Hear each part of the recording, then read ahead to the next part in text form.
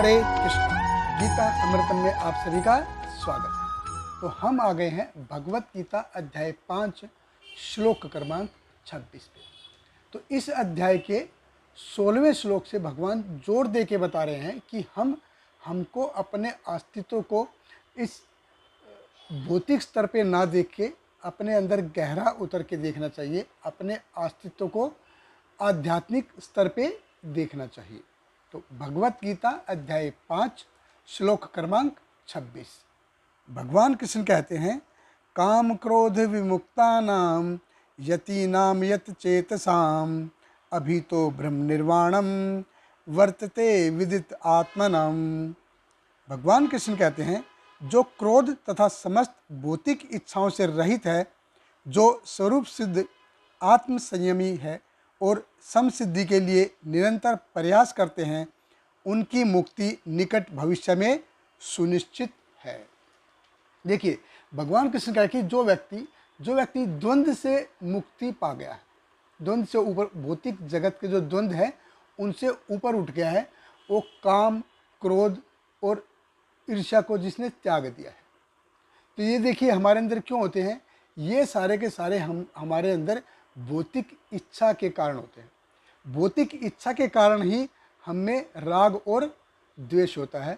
भौतिक इच्छा के कारण ही हमको अच्छा और बुरा लगता है। जब व्यक्ति ब्रह्म के स्तर पे चला जाता है, जब जीव ब्रह्म के स्तर पे चला जाता है, तो जब वहाँ पे उसको राग, द्वेष, अच्छा, बुरा कुछ नहीं होता। भगवान कृष्ण कहते हैं कि भौतिक इच्छा, कि काम क्रोध विमुक्त, कि कोई तो जो काम और क्रोध से मुक्त हो गया, कोई तो ब्रह्मभूत प्रसन्न आत्मा है, कोई तो है, कोई तो व्यक्ति है जिसको आत्म साक्षात्कार हो गया है।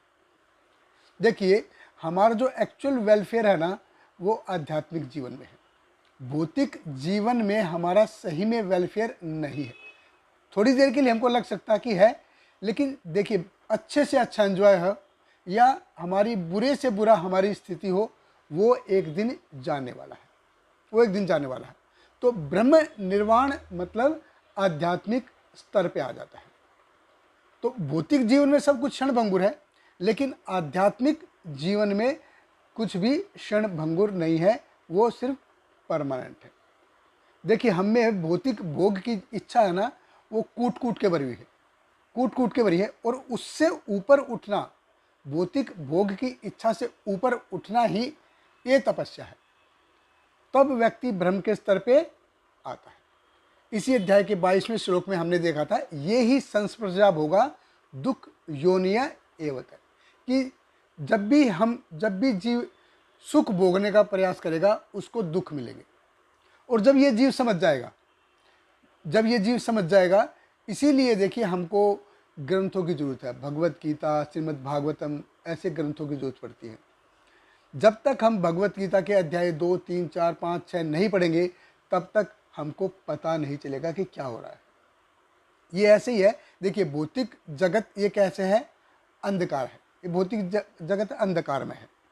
तो ये ऐसे है जैसे मैं अंधेरे कमरे में बैठा हूँ और मेरे को अपना हाथ भी सुझाई नहीं दे रहा है, इतना अंधेरा है। तो कोई तो मेरे को आके मार के टन टन टन करके जाता है, और मेरे को लग रहा है कि कोई तो मेरे को मार रहा है, कोई, लेकिन दिख नहीं रहा है। अब दिखे तो मैं अपने हाथ पैर घुमाऊं, अपने हाथ पैर चलाऊं, कुछ रोकने की कोशिश करूं, लेकिन दिख ही नहीं रहा है। वो मार के मैं थपेड़े खा रहा हूं, लेकिन मेरे को पता नहीं चल रहा है कि क्या हो रहा है। आध्यात्मिक जीवन क्या है, ये कमरे में लाइट ऑन करने के बराबर है। ये कमरे में लाइट ऑन करने के बराबर है। उजाला हो गया है, अभी दुख आएंगे, ऐसा नहीं कि दुख नहीं आएंगे, दुख आएंगे, लेकिन वो मेरे को पता चलेगा कि ये दुख मेरे को क्यों आ रहे हैं, मेरे जीवन में दुख, मैं ये दुख क्यों भोग रहा हूँ, ये मेरे को पता चलेगा। अभी जो मैं मार खा रहा हूँ, जो मेरे को मार के गया है, वो मेरे ही कर्म फल है। अभी जो मेरे को हार पहना के गया है, वो मेरे ही कर्म फल है। आज मैं अच्छे से जी रहा हूँ, महल में रह रहा हूँ, और ये मेरे ही कर्म है। कल मैं चड्डी में सो रहा हूँ, फुटपाथ पे सो रहा हूँ, ये मेरे ही कर्म है।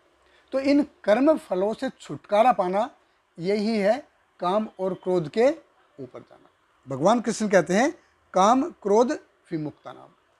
तो भगवान कृष्ण ऐसे व्यक्ति को आध्यात्मवादी कहते हैं।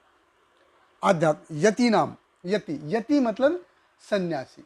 सन्यासी कौन है? सन्यासी वो नहीं है जिसने गेरुआ वस्त्र पहन लिया है, या जिसने बाल मुंडवा लिए हैं, या जिसने लंबे बाल रख लिए हैं, वो सन्यासी नहीं है।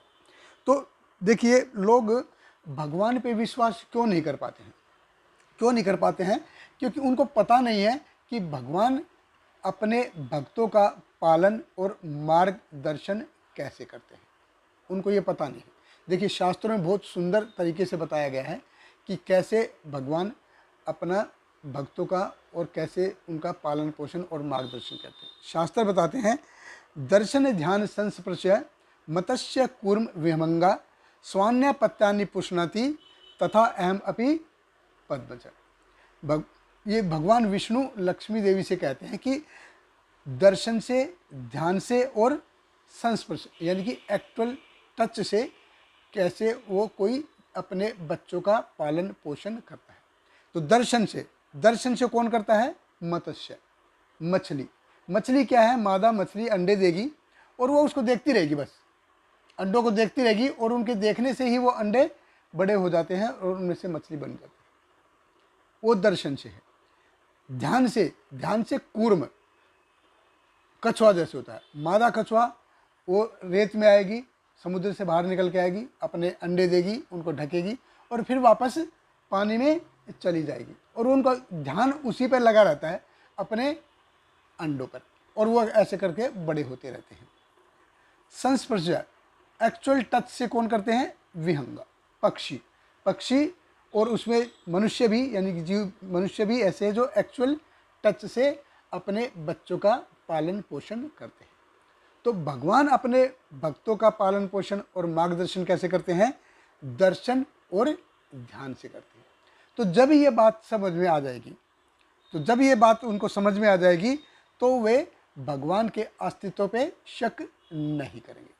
तब भगवान के अस्तित्व पे शक नहीं करेंगे। तो इसका एक उदाहरण, जीवंत उदाहरण है, जैसे जीसस क्राइस्ट थे, वो इसका एक जीवंत उदाहरण है कि जब जिनको वो प्रचार कर रहे थे वही उनको मार रहे थे, और जीसस क्राइस्ट बोलते जा रहे थे कि ओ गॉड, आप इनको माफ़ कर देना, इनको पता नहीं ये क्या कर रहे हैं।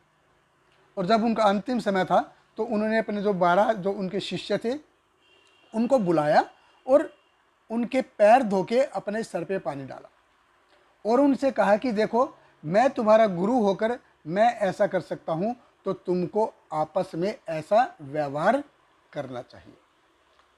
तो ये बिल्कुल वो जो जीसस क्राइस्ट थी, काम क्रोध से बिल्कुल ऊपर उठ गए थे, वो बिल्कुल अध्यात्म के स्तर पे आ गए थे, वो स्वरूप सिद्ध व्यक्ति थे, वो अपने आप को इस भौतिक जगत से परे समझते थे। बहुत बहुत धन्यवाद। हरे कृष्ण। हरे कृष्णा हरे कृष्णा कृष्णा कृष्णा हरे हरे, हरे रामा राम राम हरे हरे।